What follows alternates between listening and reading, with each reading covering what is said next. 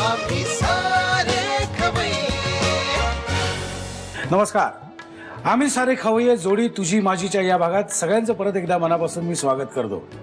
काय झालं मंडळी, काही दिवसापूर्वी मी सुट्टी घेतली होती आणि सुट्टी म्हटलं की जाऊया कुठेतरी फिरायला म्हणून मी एका मित्राकडे गेलो होतो.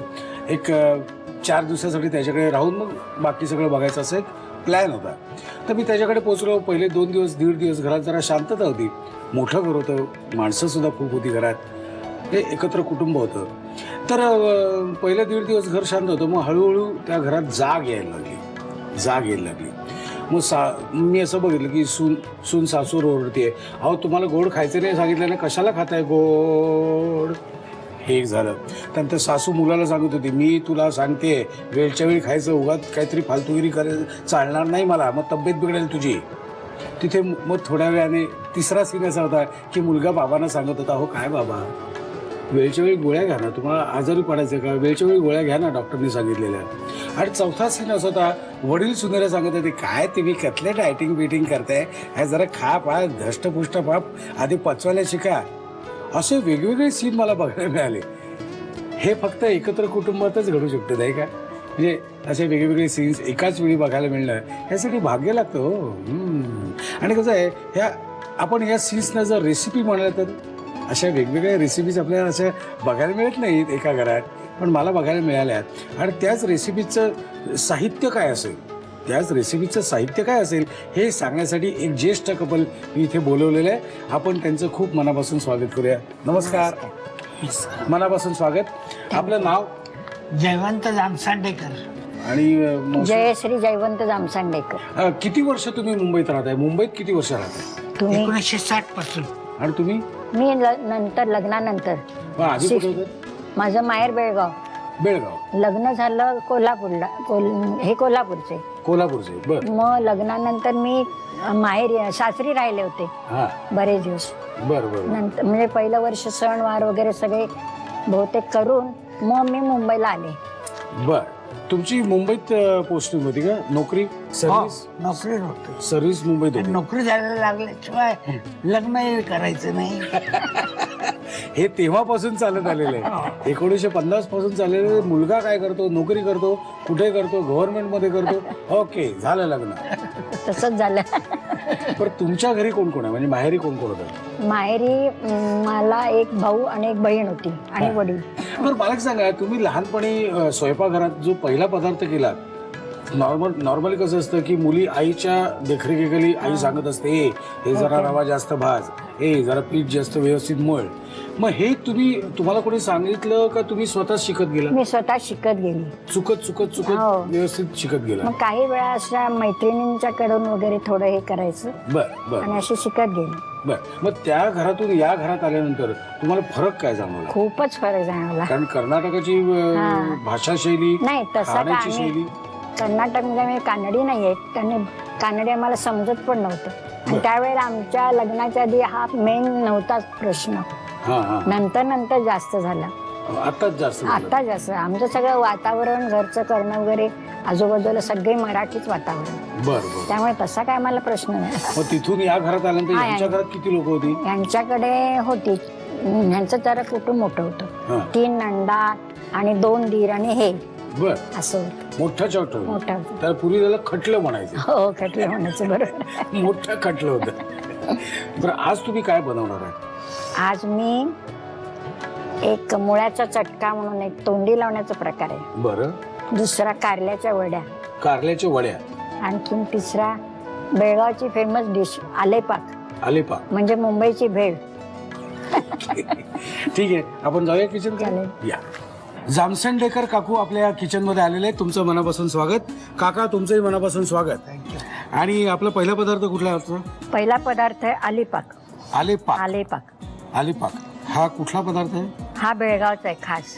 काय खासियत काय याची? याची खासियत म्हणजे ह्याला नेहमीचं मीठ नसतं वापरलेलं, त्याला ते काळं मीठ लागतं. बर. सेंदो? हा, सेंदो पण नाही. त्याला पादे लावून म्हणतात ते.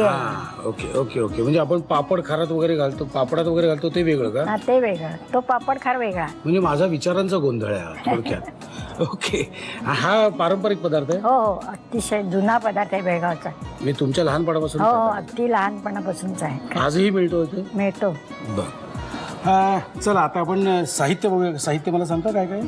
खोबरं, ओलं खोबरं, हम्म, पातळ पोहे, हम्म, शेंगदाणे, ओके, फुटाण्याचं पीठ, हम्म. कोथिंबीर, साधं मीठ, लिंबू, ओली मिरची, आलं आणि हे दुसरं मीठ पादेलून. पातेलो.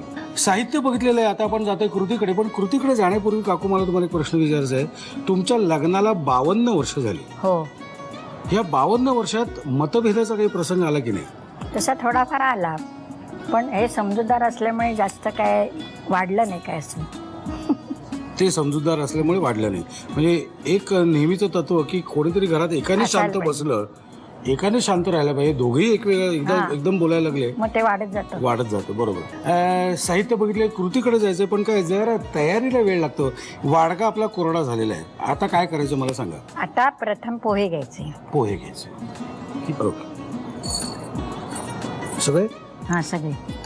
अजून एक बाऊल मोठा पाहिजे.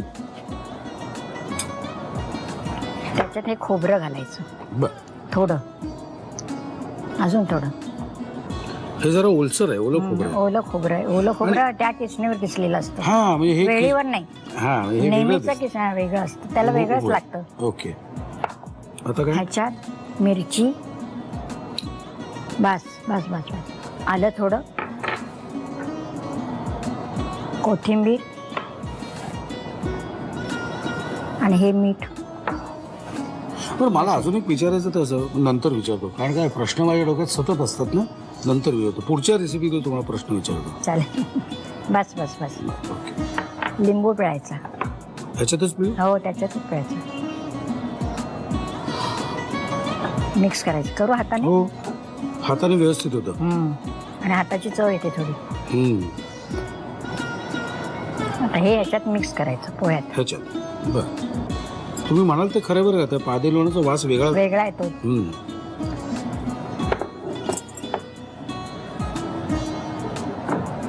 ओके, आता या पिठाचं काय करायचं म्हणाल तुम्ही? त्याचे लाडू करायचे छोटे छोटे. ओके, ह्याला आम्ही फुटाणे म्हणतो. बर. चिवड्यात घालतात ते, हो हो हो, त्याचं हे पीठ आहे, बर. मिक्सर मध्ये केलेलं. काय, त्यात अजून काही घातले नाही? नाही, मीठ वगैरे नुसतंच काही आहे, घातलं काही नाही. आता सगळं घालायचंय. बर, हे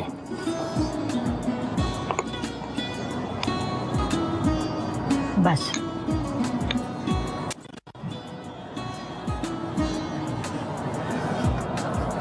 हा पदार्थ सुद्धा सासरी आल्यानंतरच शिकला की कसं? नाही नाही, हा माहेरचा आहे, खास बेळगावचा. Special. सासर कोल्हापूर आहे ना, कोल्हापूरच्यांना माहित नव्हता हा. बर. थोडं पाणी पाहिजे. हो.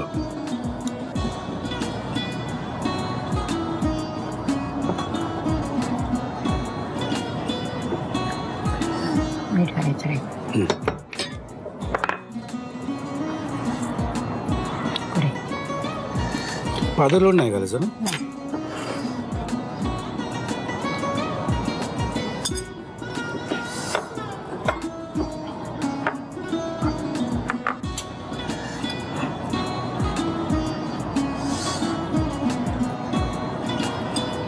हे नॉर्मली कशाबरोबर खातात असतं का असं नाही, नुसतंच खायचं आहे? नुसतं भेळ. भेळ जशी खातो ना मुंबईला, बर.